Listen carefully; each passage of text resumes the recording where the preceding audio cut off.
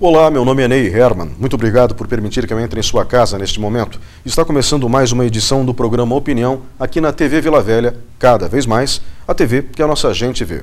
Hoje nós vamos falar sobre ecossistemas de inovação. Comigo no estúdio da TV Vila Velha está Marlon Farias, que é consultor do Sebrae e um dos responsáveis pela identificação dos nossos ecossistemas de inovação em Ponta Grossa. Muito bem-vindo. Obrigado, Ney. Agradeço o convite. É um prazer estar aqui no teu programa. E muito obrigado a você que está em casa nos assistindo. Fique com a gente, o tema é interessante.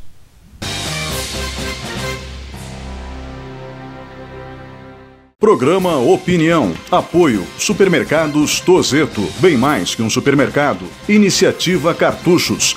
Tudo em informática, mas tudo mesmo. Olá, estamos de volta com o segundo bloco do programa Opinião. O tema de hoje é ecossistemas de inovação. Comigo no estúdio, o consultor do Sebrae, Marlon Farias, que é um dos responsáveis pela identificação desses ecossistemas aqui em Ponta Grossa. Vamos começar pelo básico. O que é um ecossistema de inovação? Eu costumo utilizar, para explicar o que é o ecossistema de inovação, trazer o conceito de ecossistema mesmo, o que nós encontramos na natureza, né? Então, se pegarmos como exemplo uma planta, por exemplo, ela precisa ter um ambiente favorável para que ela possa crescer. Então, ela tem que ter um solo adequado, a umidade do ar tem que estar adequada, a quantidade de exposição ao sol ela tem que estar adequada. Ou seja, é um conjunto de fatores que faz com que essa planta ela cresça. O tema ecossistema de inovação, na verdade, ele é bem recente. Ele começou a ser utilizado há mais ou menos 5, 6 anos atrás. E ele traz para nós o conceito de o que é necessário para que numa região, e aí quando a gente fala ecossistema tem que ser delimitado qual é essa região, para que as empresas possam inovar ou possam surgir novas empresas e que elas tenham condições de crescer. Então o ecossistema é um ambiente favorável, uma região favorável, onde as empresas possam ter mais condições aí de criar produtos ou serviços inovadores. Para isso ela precisa ter vários atores articulados para que possa dar suporte a essa empresa. O que é necessário para que se forme um ecossistema favorável à inovação? Nós costumamos dizer que existe a tríplice hélice. Então, o que é a tríplice hélice? Ela é constituída pelo governo, é uma parte dessa hélice. A outra parte é o meio empresarial, são as empresas e suas instituições que representam essas empresas. E a terceira parte é a academia, a universidade. Então, o que nós precisamos ter para esse ambiente ser favorável? Esses 3 elos funcionando adequadamente, cada um cumprindo o seu papel quando a gente está falando de inovação. Por exemplo, o governo, com suas leis e incentivos fiscais, principalmente para empresas que já estão inovando, aí nós olhamos para a academia. A academia ela tem o papel de criar pesquisas científicas, criar protótipos para que dali surjam negócios. E a gente está olhando os empresários. Os empresários eles também precisam investir em novas ideias, investir em novos negócios, novos modelos de negócio e até em novos processos. Então nós temos que ter esses 3 elos funcionando adequadamente para que você tenha um ecossistema de inovação favorável, então, para que surjam novas empresas inovadoras. De preferência, um governo que garanta uma base sólida e um país estável, com leis favoráveis, obviamente, ao desenvolvimento tecnológico. Sem dúvida. A academia fazendo o trabalho dela, o que nem sempre acontece no Brasil, com recursos para isso, obviamente, permitindo que os seus mestres e doutores executem pesquisas, porque ensino, pesquisa e extensão, as 3 frentes, são funções de um centro de ensino superior, principalmente público no Brasil. E acredito que nesse caso também o meio empresarial, algumas empresas têm departamentos de P&D, pesquisa e desenvolvimento, mas isso nem sempre é verdade no Brasil, onde a realidade econômica é diferente. Sim. E num país como o nosso, a aliança com a academia, com a universidade é vital. Nós temos até um exemplo recente dentro desse campo que foi a aliança constituída entre o Grupo Águia e o curso de Engenharia de Materiais para que a Águia pudesse construir placas cimentícias que revestem a estrutura metálica usada na modalidade de steel frame, que é comum na construção civil de países como os Estados Unidos. Aqui no Brasil não. Aqui no Brasil nós fazemos paredes de tijolos, enfim, mas a tecnologia do frame, ou seja, da unidade modular, seja em madeira, seja em metal, obviamente eu me sentiria muito mais seguro morando na casa, faz com que o processo seja muito rápido, muito limpo, com desperdício zero. E o Departamento de Engenharia de Materiais conseguiu desenvolver uma placa cimentícia feita com matérias ou um material completamente reciclável. Aqui estou citando um exemplo, mas é disso que nós estamos falando? Perfeitamente, e esse é um belo exemplo, porque hoje, e isso não é só uma realidade nossa aqui dos Campos Gerais, mas uma realidade brasileira, como você bem disse. Existe um distanciamento muito grande entre a academia e o meio empresarial. Muito por conta que as velocidades elas são diferentes e as linguagens elas são diferentes. Se você olhar hoje o meio empresarial ele muda muito rapidamente, muda muito constante. Hoje em dia é um negócio que existe hoje no mercado não garante que ele vai existir daqui a 5 anos em função da mudança do mercado. Então o empresário, quando ele precisa de um produto, de um serviço, ele precisa praticamente para ontem, né? Então a velocidade que ele precisa implantar aquilo é muito rápido. A academia, por outro lado, ela tem a velocidade dela, né? Então ela tem a linguagem específica dela. Muitas vezes nós estamos falando aí de uma tese que vai ficar, uma pesquisa que vai ficar 4 anos, daqui a 4 anos para ficar pronta. E quando você olha daqui a 4 anos para você tirar e aplicar num processo produtivo de uma empresa, pode ser que o problema já tenha sido resolvido ou de repente a empresa já não exista mais, né? Então o principal objetivo também do ecossistema é que esse tempo que a empresa precisa, que a academia precisa para desenvolver, ele seja mais conexo e também que a linguagem seja a mesma. Muitas vezes o professor ele tem uma linguagem mais específica daquilo que ele está pesquisando, daquilo que ele está desenvolvendo. O empresário ele já tem mais a linguagem usual do mercado. Então precisa ter essa comunicação mais adequada. Quando a gente está falando de ecossistema de inovação, sem dúvida nenhuma esse é um bom exemplo. No fundo, quando a gente espera de resultado com o processo que a gente está começando aqui, é que mais projetos como esse que você citou agora, eles possam ser feitos aqui na região. Uhum. Eu espero sinceramente que isso ocorra. Quais foram as áreas identificadas com possibilidade real de desenvolvimento tecnológico, de inovação, daqui para frente em Ponta Grossa? Antes até de responder essa pergunta, né, eu acho que é importante ressaltar o porquê foram identificadas essas áreas, né? Interessante, realmente, verdade. Como foi chegado até elas. Então, nós utilizamos uma metodologia em parceria com a Fundação CERT, que é lá de Florianópolis, que chama-se Delta Opportunity. Então, basicamente, o que ela olha? Ela olha o que existe já de aptidões instaladas na região, ou seja, quais são as maiores empresas que nós temos aqui, quais são os maiores setores em termos de arrecadação de fiscal, de impostos que já existem, os maiores geradores de emprego também. Então, isso é um lado que a gente chama das vocações, né? Do outro lado, nós temos as oportunidades, e aí as oportunidades em que sentido? É o que a academia, o que as universidades estão pesquisando.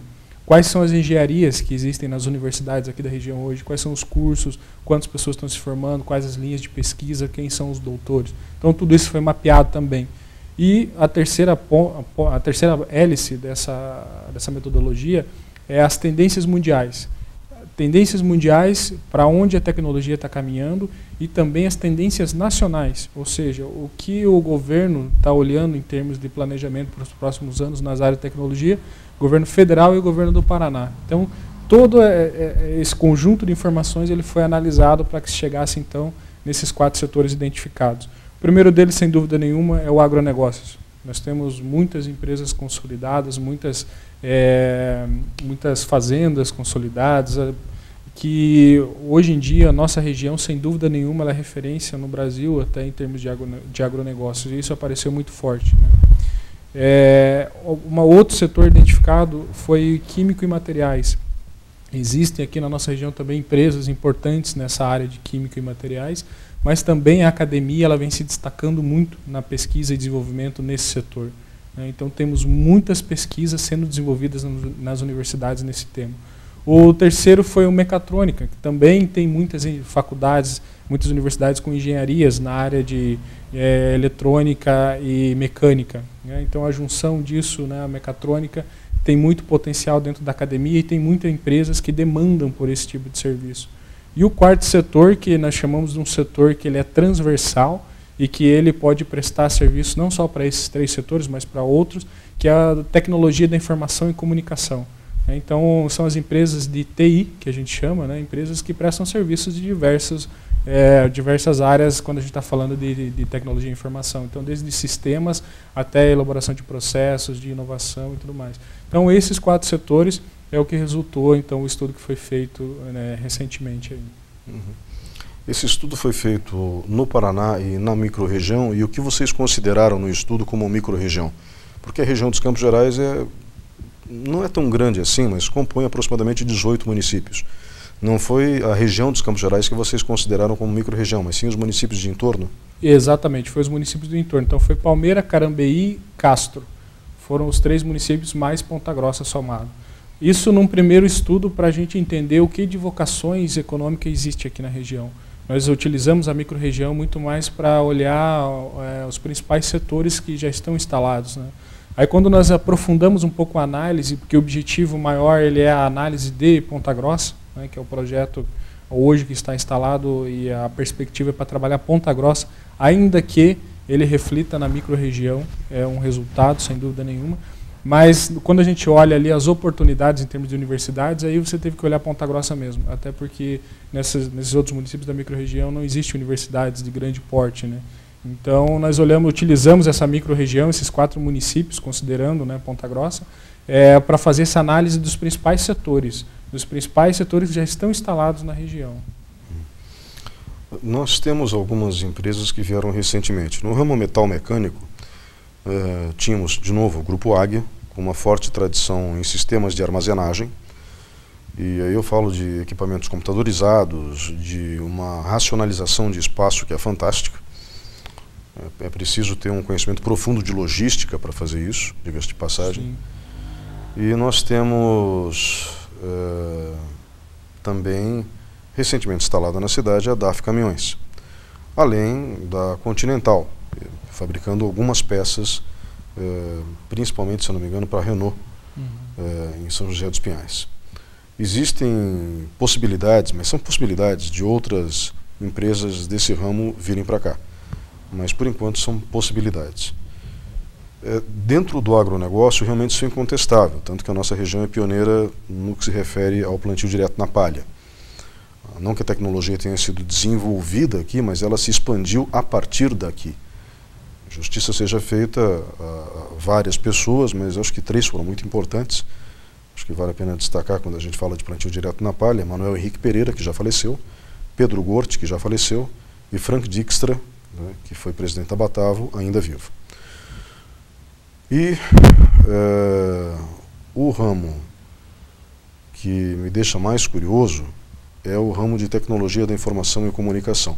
Antes disso, o outro setor que tinha sido identificado... Mecatrônica. Mecatrônica, que nós já acabamos de falar. Química e materiais. Química e materiais. De novo, o Grupo Águia tinha uma empresa no setor de química muito bem desenvolvida, né, mas não apenas ali. Tem também a parte de engenharia florestal. Temos essa mesma empresa hoje vendida a um grupo internacional, a divisão química da Águia. Acredito que também outras empresas aqui fazem um sucesso razoável dentro desse segmento. E percebemos, aí sim, agora eu vou voltar ao que interessa, o ramo de tecnologia da informação e comunicação. Eu confesso que aí eu fiquei surpreso. Então, simplificando, não me causou espanto as outras áreas. Química, mecatrônica e, no caso, o agronegócio. Mas tecnologia da informação e comunicação, sim. Qual é a nossa base tecnológica para que vocês possam afirmar que nós temos uma vocação para o desenvolvimento nessa área? Veja, eu acho isso fantástico, positivo. Claro. Mas que elementos, que empresas foram identificadas, pode até citá-las se for o caso, que já servem como referência para o Paraná ou para o país até numa dessas.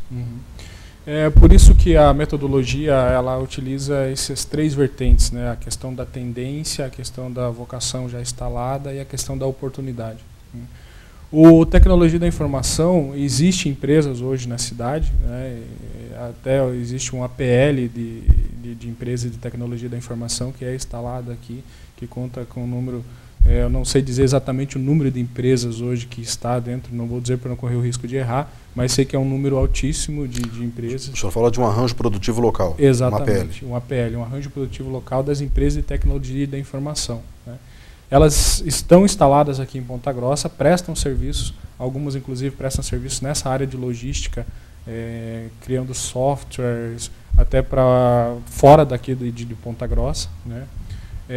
Mas elas apareceram muito em função do quê? Principalmente por causa das tendências mundiais, e hoje quando a gente está falando de tendência mundial e você olha os setores, sem dúvida nenhuma o que mais potencializa o crescimento de uma região é a tecnologia da informação e comunicação, porque, como eu falei, ele presta serviço para diversos setores, né?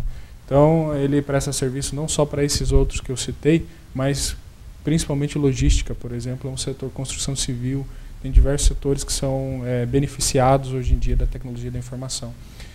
Ele apareceu principalmente por causa da oportunidade que existe dentro da academia, ou seja, os cursos que estão sendo criados, os jovens que estão se formando, né, até as pesquisas que vêm sendo desenvolvidas, e principalmente por causa da tendência mundial, como eu falei. É um setor que ele vai ser transversal aí, e eu diria até a base para outros setores se desenvolverem, né? Quando a gente está falando de tecnologia, hoje em dia ele, sem dúvida nenhuma, passa por tecnologia da informação e comunicação.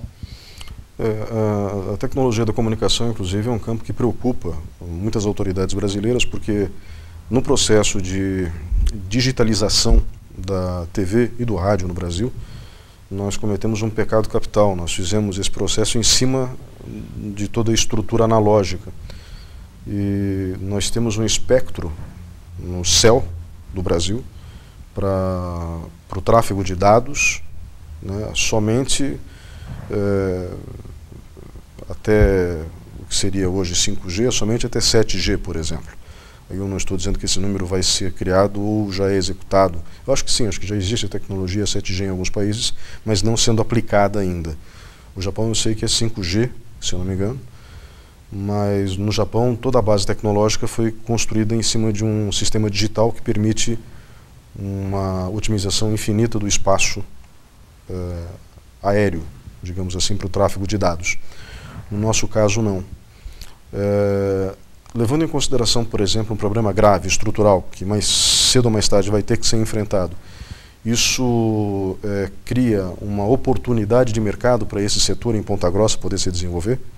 Aqui estou citando apenas um caso concreto, mediante, vai ter uma demanda, obviamente, mediante esse arranjo produtivo local, essa APL, repleta de empresas de tecnologia de informação e comunicação que nós já temos instaladas aqui. Sem dúvida nenhuma, é uma excelente oportunidade, né? E até o plano que nós estamos fazendo ele é justamente isso. Essa primeira fase da identificação, ela foi trabalhada com as pessoas para validar primeiro os setores, né? E as lideranças que estiveram presentes no workshop que nós realizamos nessa semana, eles validaram e entenderam esses setores como potenciais. Qual que é a próxima fase agora? Nós teremos que entrar mais a fundo em cada um desses setores, e aí por isso, nesse último encontro também nós fizemos o que nós chamamos de mapa de atores, ou seja, quem são as empresas, quem são as entidades, as instituições, as pessoas até, inclusive, que devem estar a par desse processo e que serão pessoas que irão ajudar a formar esse planejamento. Esse planejamento nós estamos falando no horizonte de 10 anos. Nós estamos olhando aí Ponta Grossa daqui a 10 anos. Nesses 10 anos, nós teremos vários momentos que nós teremos que rever esse planejamento e afiná-lo cada vez mais, né? Então, quando a gente está falando dos setores, e aí por isso do olhar também para a tendência mundial, porque em algum determinado momento vai se demandar para que as empresas que estão instaladas aqui, que já têm uma certa competência, prestem serviços não só aqui para a nossa região, mas para empresas, para clientes do Brasil todo e até mundiais, como já deve existir, né? Um pouco disso nós estamos muito nos inspirando em Florianópolis, por conta do que eles já vêm fazendo. E lá eles fizeram tudo, nós citamos por Florianópolis, porque hoje ela é a principal cidade, talvez quando a gente fala em inovação no país. Foi citada diversas vezes em revistas reconhecidas, na Exame, por exemplo, como figurando entre as 10 cidades brasileiras mais inovadoras. E aí nós ficamos interessados nisso e fomos conhecer, mas por que, né, Florianópolis? Como que isso começou, o que gerou e tudo mais. E lá nós percebemos que teve várias ondas. Então, Florianópolis é hoje uma grande prestadora de serviços na área de tecnologia da informação, não só de software, mas de diversas tecnologias. Mas tudo começou lá atrás com a criação de equipamentos de informática para o governo, né? As empresas começaram ali, a trabalhar ali, a Fundação CERT surgiu ali, isso há 35 anos atrás. E eles foram vivendo as ondas, né, conforme a economia nacional e a economia mundial ia andando, eles iam acompanhando essas tendências e aos poucos foram modificando os seus negócios e criando ambientes mais favoráveis para que novos negócios surgissem para atender essas demandas mundiais. Então, até num evento recentemente que nós fizemos, foi o Hackathon da AgroLeite, em parceria com a Castrolanda. Um dos diretores da Castrolanda até me perguntou por que todas as empresas, a maioria das empresas hoje de prestadores de serviço de tecnologia vem de Florianópolis. E aí acabei comentando com ele um pouco dessa história lá de trás, né, desses 30 anos. Então, por isso que o nosso planejamento ele é um planejamento de médio e longo prazo. Né? Não tem como a gente falar em tecnologia da informação, em desenvolver esses setores num horizonte de 1 ou 2 anos. Talvez sejam criadas ações específicas para isso. Nós estamos falando aqui de 10 a 20 anos, né, do horizonte. Se a gente voltar 30 anos no tempo, ninguém diria que a Coreia do Sul e a China estariam liderando mercados de tecnologia da informação e comunicação como hoje fazem, né? É sempre bom lembrar que a Samsung é coreana, e aí a gente está falando da principal concorrente da Apple. Sim. E também a Lenovo, que simplesmente comprou a divisão Vaio da Sony e comprou a Motorola do Google. O Google tinha comprado a Motorola, a fábrica da Motorola, todas as patentes, e vendeu para a Lenovo da China. Então nós temos sempre possibilidades surpreendentes de futuro, eu acho, né? O futuro nos surpreende. Sim. Eu acho que a realidade supera a ficção em vários momentos. Num filme de 1982, que foi o cult movie dos anos 80, Blade Runner, Sim. Caçador de Androides, tem uma cena em que Ridley Scott coloca se não me engano, um táxi voador ou coisa parecida, entregando uma carta para o personagem central do filme.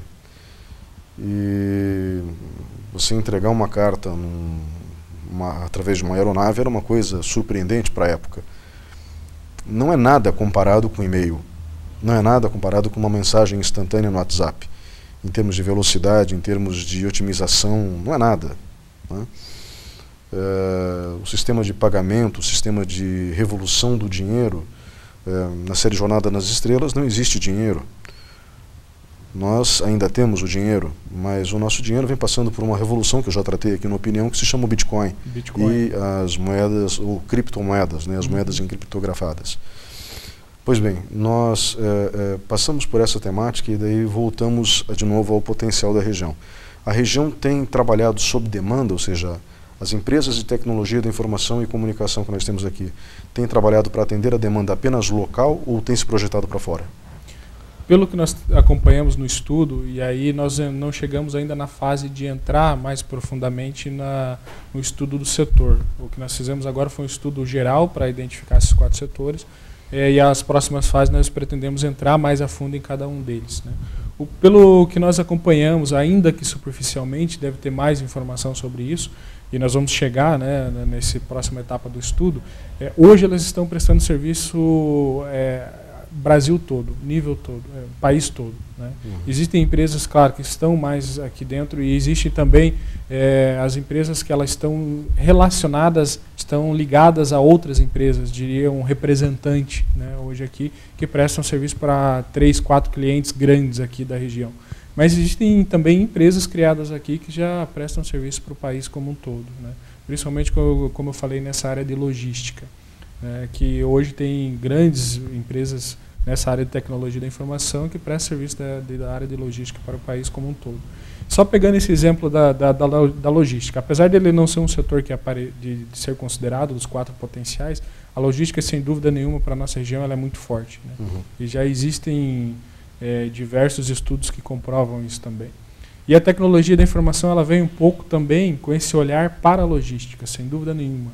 Quando a gente fala de logística, e olhando aí as tendências mundiais, hoje já existem várias empresas no mundo todo testando, e empresas que já rodaram os Estados Unidos inteiro com caminhões autônomos, caminhões sem motorista. Já completaram, já rodaram o país todo sem nenhum motorista dentro.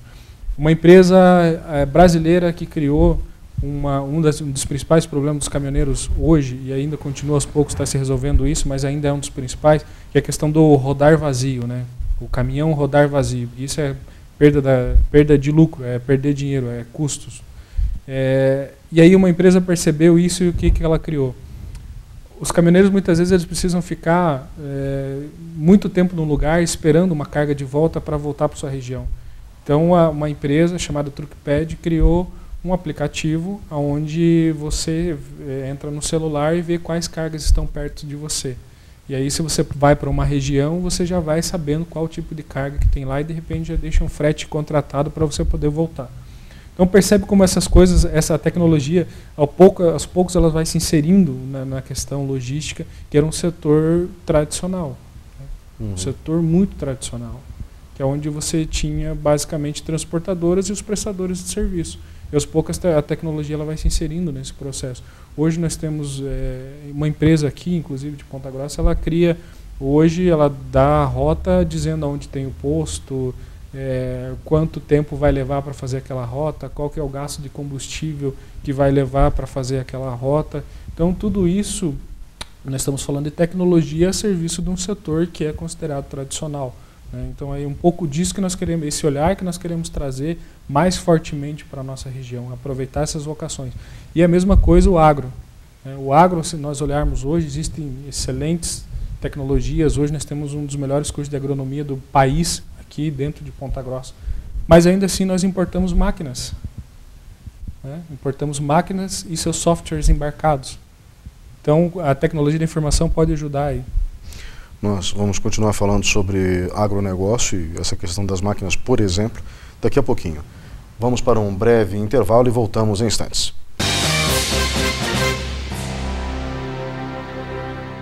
Programa Opinião. Apoio Supermercados Tozeto. Bem mais que um supermercado. Iniciativa Cartuchos. Tudo em informática, mas tudo mesmo. Olá, estamos de volta com o programa Opinião. Este é o terceiro bloco. O tema de hoje, ecossistemas de inovação. Comigo no estúdio, Marlon Farias, que é consultor do Sebrae, um dos responsáveis pela identificação desses ecossistemas aqui na região de Ponta Grossa. Falávamos no fim do bloco anterior sobre a cadeia do agronegócio e ela como área identificada para um possível processo de expansão em tecnologia.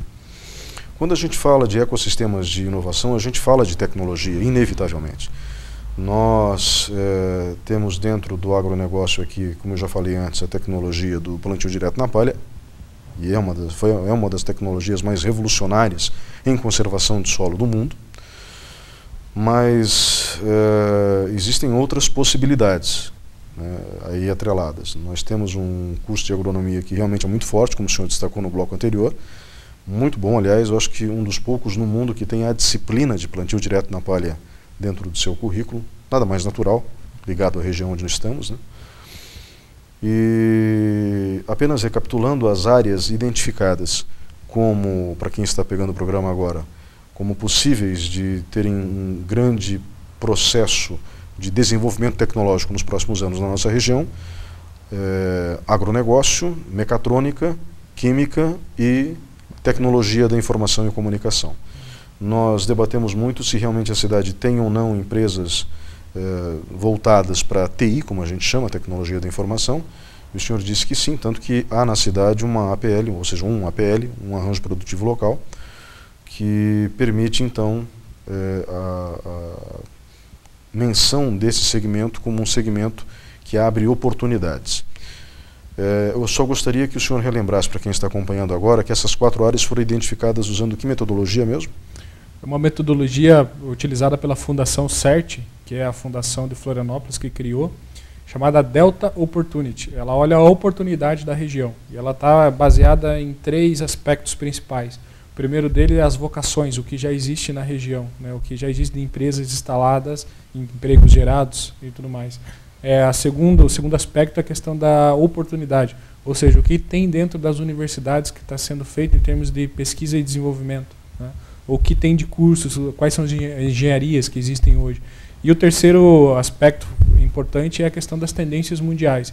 Se nós estamos olhando numa região que, de repente, ela quer prestar serviços não só nacionalmente, mas global, nós temos que acompanhar as tendências mundiais. Então, nós trazemos isso também de uma forma dentro da pesquisa e também sem deixar de lado o que o país está olhando como tendência. País e o estado do Paraná também. Então, esses elos é que formaram então, para que esses 4 setores surgissem. Até na questão da tecnologia e informação, hoje existe uma terminologia que nós utilizamos muito nesse meio, que é a questão dos makers, que são jovens que estão nas universidades, ou muitas vezes autodidatas que estudam e que são programadores, fazem programação de computação, fazem designers, né, de sites. Quando a gente olha para a tecnologia da informação, nós estamos olhando também para esses makers, estamos olhando também para essas pessoas. Em Ponta Grossa elas existem. Elas estão um pouco escondidas ainda, nós, e aí quando eu digo nós instituições mesmo, nós precisamos nos aproximar um pouco mais desses makers, estar perto deles um pouco mais. Então, quando a gente identificou tecnologia da informação e comunicação, isso apareceu muito. Os makers hoje, por exemplo, eles frequentam os coworkings, né, que aqui em Ponta Grossa existe 2 coworkings, que são espaços de trabalhos compartilhados, né? Então são locais onde a gente encontra esses makers. E esses makers eles têm papel fundamental quando a gente está falando de tecnologia da informação e comunicação. Se nós olharmos hoje em Florianópolis, que é a referência que nós utilizamos para começar esse estudo aqui em Ponta Grossa, o que existe de makers, ou seja, que são pessoas físicas que ainda não têm sua empresa constituída, mas que de uma certa forma já estão criando tecnologias, já estão criando sites, inovações que prestam serviços a outros setores tradicionais. Então, esse setor de tecnologia e informação ele caminhou muito olhando também essa questão dos makers. Mas, voltando agora para a questão do agronegócio, a gente terminou o bloco anterior falando, por exemplo, do desenvolvimento de máquinas. Por que não construir máquinas aqui, máquinas agrícolas de alta tecnologia, com alta precisão, já que estamos numa região vocacionada para isso? É uma boa pergunta, né? O que vai ao encontro também do ramo da mecatrônica, né? Ou, no mínimo, para o polo metal mecânico, como era chamado antigamente.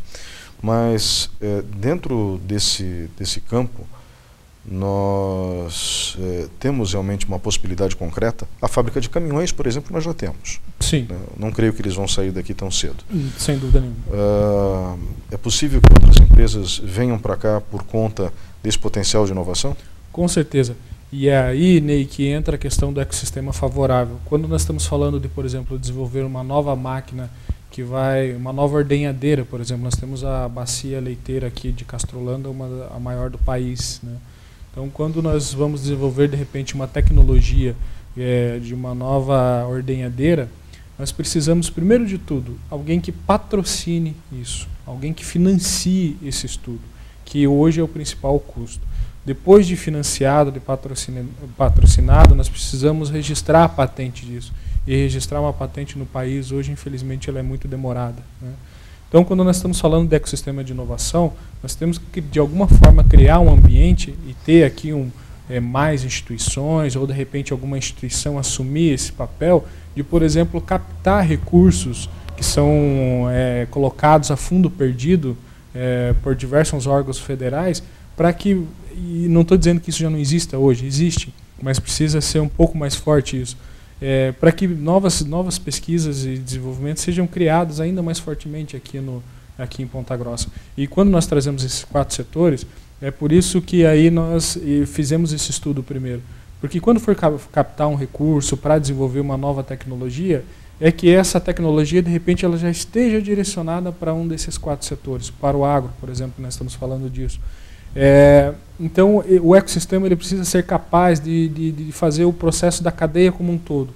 Então, ele precisa ser capaz de captar recursos para financiar pesquisa e desenvolvimento, ele precisa ser capaz de dar oportunidade para o jovem que tem uma grande ideia relacionada à inovação, e ele precisa desenvolver essa ideia, porque ele não precisa sair daqui da região e ir para São Paulo ou Curitiba para desenvolver lá essa ideia, que ele tem a capacidade de se desenvolver aqui dentro essa ideia. E aí nós estamos falando de apoios em termos de aceleradoras, em termos de incubadoras, e também apoiar esse jovem que depois que ele tem essa ideia, que ele desenvolva essa ideia, para que ele receba investimento. A nossa cidade, infelizmente, ela tem muito pouco investidores em startups, que nós chamamos, né? Existem países hoje onde as pessoas praticamente utilizam muito pouco da poupança. O dinheiro que elas têm, elas acabam investindo em novas ideias, apostando nisso. Então, quando a gente está falando do ecossistema, nós estamos falando desse conjunto como um todo, que vai desde a captação do recurso lá para trazer, para financiar uma pesquisa e desenvolvimento, até o investimento numa ideia de um negócio. Eu compreendi perfeitamente as possibilidades que existem, juntando, aliás, mais de um segmento, no ramo do agronegócio. A questão das máquinas realmente parece bem lógico, bem racional, desde que existam pesquisas aqui sendo desenvolvidas, como a gente disse, né? E não em outros locais onde já existem fábricas instaladas produzindo equipamentos, por exemplo, para o setor leiteiro. Mas, quando a gente fala, por exemplo, de outra área identificada, que foi a área de mecatrônica, o que pode atrair outras empresas desse segmento para cá? Qual é o potencial de inovação que nós temos dentro dessa área? Nós temos excelentes cursos também dentro dessa área aqui em Ponta Grossa, temos jovens se formando nessa área, e aí quando a gente olha a mecatrônica também temos grandes empresas já trabalhando nisso, né? E de novo a logística, apesar dela não aparecer nesse estudo como um dos 4 prioritários, mas ela está de certa forma como um setor beneficiário disso, e a logística sem dúvida ela vai ser beneficiária da mecatrônica, né? Nós temos também como você citou, a DAF que está instalada, certamente vai ficar muito tempo aqui na região e que já está desenvolvendo, e com certeza com o aumento da demanda ela vai precisar desenvolver prestadores de serviços, né, para que possa atender as demandas de peças, de processos, de produtos e tudo mais. Então, e nós estamos olhando para isso, nós estamos olhando para esse crescimento, principalmente do setor logístico e de mecatrônica, para que possa atender esse setor, né? Então, sem dúvida nenhuma, principalmente aí, mais uma vez, olhando quando a gente olha aqueles 3 aspectos de tendência, oportunidade e vocação, a mecatrônica como oportunidade dentro da academia, ela é muito forte. Ela é muito forte. Ela tem hoje nós temos várias pesquisas sendo desenvolvidas dentro da academia nessa área, dentro da área de robótica, por exemplo, né? E nós queremos muito chegar até essas linhas de pesquisa, se aproximar desses professores, se aproximar dessas pessoas para entender o que elas estão pesquisando e aí trazer o mercado, trazer as empresas junto para olharem isso. Aí a gente está falando do ecossistema favorável, que é os dois conversando numa mesma linguagem e, como eu falei anteriormente, num tempo certo, né? Quais são os indicativos desse ecossistema favorável na área de química? Também nessa questão da oportunidade. Temos grandes empresas, grandes players, né, como você mesmo citou, na área de química, né, a própria Águia, né? O Winner Chemical, né? O Winner também, mas a academia principalmente também. Tem excelentes professores na área de materiais químicos, não só química, né, química de materiais, com excelentes pesquisas sendo realizadas aqui em Ponta Grossa. Então nós precisamos de alguma forma agora direcionar isso para o mercado local. No estudo que nós fizemos nas visitas, no mapeamento, nós percebemos que faltou muito disso, Ney. Nós temos a pesquisa sendo gerada, nós temos os professores, temos os acadêmicos pesquisando, mas na hora disso virar negócio para a região, muitas vezes eles acabam tendo que sair da nossa região para poder transformar aquilo num negócio, aquilo numa patente, né? E isso não é uma questão só da nossa cidade. Em Florianópolis, por exemplo, a vez que nós fomos visitar eles no final do ano, nós encontramos lá um rapaz que nos explicou a ideia dele. Eles criaram lá uma empresa que criou um sensor que vai ser implantado próximo ao estômago, que quando você estiver fazendo uma refeição, esse sensor vai mandar uma mensagem para o teu cérebro dizendo que você está saciado, que você não precisa comer mais.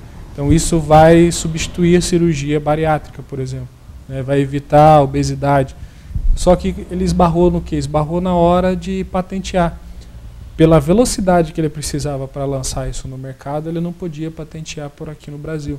Então o que ele fez? Fez uma parceria fora do país, né? A Microsoft veio e buscou a ideia dele e está patenteando lá fora. E com certeza daqui a um tempo a gente vai ter que importar esses produtos, pagar um preço até mais alto, sendo que podia estar sendo criado aqui, né? Essa criação de polos locais, ela permite o desenvolvimento nacional. Foi o que aconteceu com a Índia na área de tecnologia da informação, por exemplo. E eu tinha citado antes a própria Coreia, né? Não só nesse segmento, mas em vários, e da China também. No caso do Brasil, nós esbarramos em algumas dificuldades. Até que ponto a ação ou o desastre governamental pode atrapalhar esse tipo de desenvolvimento, ou, como eu posso dizer, esse tipo de adaptação, digamos assim, de um processo tecnológico a um ecossistema favorável. Mas a questão toda é essa, né? Como que um governo pode atrapalhar ou até mesmo dizimar um ecossistema favorável? É por isso, Ney, que é importante a tríplice hélice, como eu falei. Academia, universidades, né? Ou a classe empresarial e o governo juntos participando desse processo. E quando nós iniciamos esse processo aqui em Ponta Grossa, o governo, a prefeitura, ela é parceira nesse sentido. Para quê? Para que desde o início eu acompanhe o planejamento, o que está sendo feito e tudo mais. Mas sem dúvidas nenhuma o governo, dependendo da forma como que ele atua, ele pode sem dúvida nenhuma atrapalhar. Até algumas vezes na questão da expertise mesmo. Nós sabemos que hoje, infelizmente, a inovação e tecnologia do país, quando a gente fala em termos de governo, nem para todo mundo, infelizmente, ela não é prioridade, né? Então, quando a gente fala em termos de recurso direcionado para essa área, muitas vezes existem outras prioridades na frente, e aí até a própria legislação coloca isso, e aí fica difícil até de mexer, né? A inovação e tecnologia ela não está como prioritária nas áreas de investimento do próprio governo, né? Existe, lógico, recurso destinado para isso, existem movimentos para que se fortaleça, mas quando a gente compara em termos de recursos a outros países, isso é muito baixo ainda, né? O que falta ainda também é uma legislação mais adequada, mais favorável para que e existem movimentos para que isso torne mais possível, mas ainda existe uma certa deficiência do professor, do pesquisador desenvolver uma tecnologia para uma empresa, ele ser remunerado ou ele ser sócio desse desenvolvimento da tecnologia, coisa que em outros países lá fora isso é muito comum, né? Então tudo isso precisa ser pensado e revisto ainda, né? Em termos nacional, isso existe um certo complicador. Nós temos regiões que têm avançado um pouco mais em relação a isso, mas ainda assim é incipiente, precisa de um pouco mais. Aqui nós temos o acompanhamento, a prefeitura ela tem participado de todo esse processo, tem olhado, inclusive tem algumas regulamentações que eles estão revendo, até a própria regulamentação do Parque Tecnológico, que a princípio ia ser criado aqui em Ponta Grossa, eles estão revendo a forma de fazer isso. Então a gente precisa de um governo que ele esteja próximo desse processo. E isso precisa ser uma política de desenvolvimento. E uma política de desenvolvimento ela transcende gestões. Ela não pode acabar numa gestão. Então ela precisa ser perene, ela precisa ser contínua. Então, se tivermos a sorte de ter gestores públicos olhando a inovação como um potencial de futuro para uma região, com certeza isso favorece. Agora, se infelizmente isso não está como pauta prioritária, aí ela acaba como sendo um fator limitador. O senhor acabou de falar da prefeitura. Quem, além do SEBRAE, vem participando da montagem desse processo de identificação e estruturação dos ecossistemas de inovação? Isso é um trabalho que já vem sendo feito até um certo tempo atrás, né? Há um certo tempo atrás nós criamos um grupo chamado Território de Inovação dos Campos Gerais. Isso há cerca de 4, 5 anos atrás. Justamente por quê? Porque nós identificamos que uma instituição fazia uma ação, ou um projeto, um curso, e às vezes a outra acabava nem sabendo e nem sendo convidada, né? Então nós decidimos montar então esse grupo chamado Território de Inovação. Dentro dele estão as universidades públicas aqui de Ponta Grossa, o EPG e o TFPR. Existem universidades particulares também participando, como as faculdades de Ponta Grossa. A associação comercial também participando fortemente. A prefeitura, desde o início, também tem participado fortemente, e a FIEP também tem participado. Esse foi o grupo inicial que formou então esse que nós chamamos de Território de Inovação. Para esse trabalho específico, nós fizemos um processo chamado Identificação do Mapa de Atores, que aí teve uma série de outras instituições que foram identificadas para poder nos auxiliar nessa elaboração do projeto. Então agora, nesse último workshop, nós fizemos a revisão junto com eles desses atores e de quem faltou, né, quem deveria estar naquele momento e não pôde estar, e nós convidaremos esses atores para que eles participem do novo processo. Bom, então para que eu possa entender, esse processo que você identificou como um processo de identificação e desenvolvimento desses ecossistemas de inovação passa por, obviamente, um trabalho prévio de instrução. Então, houve a identificação feita pela CERT, que é uma organização não governamental de Santa Catarina, sediada em Florianópolis. As principais áreas foram detectadas, repetindo, química, mecatrônica, agronegócio e tecnologia da informação e comunicação. E nós temos agora a necessidade de fazer com que essas oficinas, esses encontros entre as pessoas que fazem parte desses ecossistemas ocorram. Então a primeira oficina foi para definir quem são esses personagens, esses atores, correto? Correto. E validar os setores também. E houve validação, eles concordaram? Concordaram unânime os 4 setores. Uhum. As 60 lideranças, empresários e instituições que participaram confirmaram esses 4 setores como potenciais para a região a ser trabalhados. Ótimo. E quais são os próximos passos agora em setembro e outubro de 2017? Em setembro agora nós convidaremos para participar as instituições que faltaram, instituições e empresas, principalmente empresas pertencentes a esses setores. Então nós temos que identificar as principais empresas, os principais empresários do setor do agronegócio e apresentar essa proposta de projeto a eles, para que eles também se tornem parceiros, né?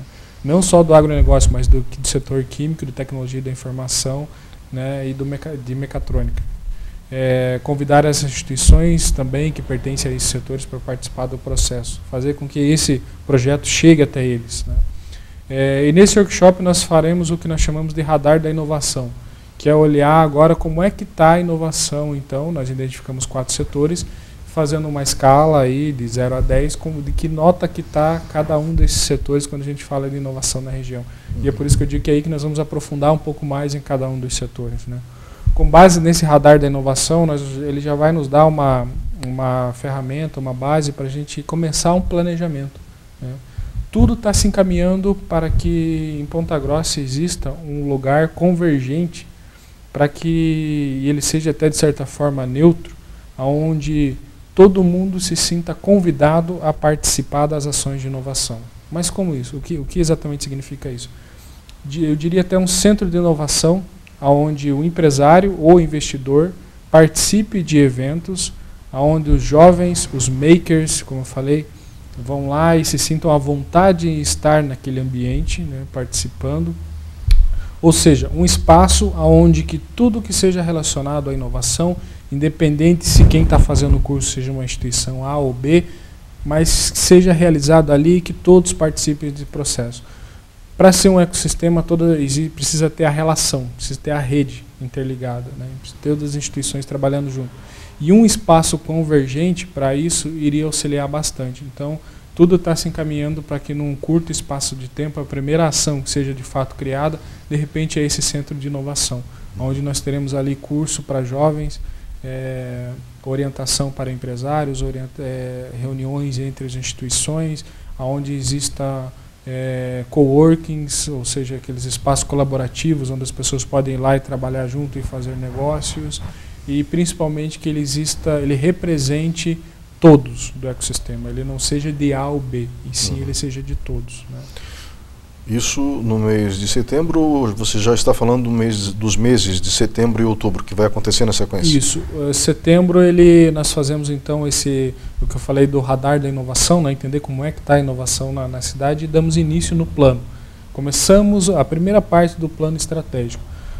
Em outubro, final de outubro, início de novembro provavelmente, nós vamos fazer o planejamento estratégico de fato. Com o planejamento estratégico, a ideia é que nós devemos sair com ele com um roteiro de que ações então nós devemos fazer para que o ecossistema de inovação de Ponta Grossa melhore. Em dezembro, a documentação relativa a todo esse trabalho que está sendo executado é finalizada? É finalizado. Em dezembro é finalizada essa primeira etapa. Depois entra a fase da execução. E aí nós estamos buscando criar uma governança com todas essas instituições que participaram para que elas nos auxiliem então a elaboração desse plano, tirar esse plano do papel de fato, né? Porque essa fase até dezembro é a fase em que ela fica no papel, é o planejamento, é a criação das macroações, a distribuição isso em atividades, a ação de fato, a criação dos processos, o executar, né, a prática, aquilo que nós vimos falando, ela vai ser a partir de janeiro, então, que é os próximos anos aí, e até olhando um horizonte de 10 anos, então ele não deve acabar tão logo, né? Então isso é importante dizer também. Obrigado pela participação nesse bloco. Vamos para um breve intervalo e voltamos em instantes.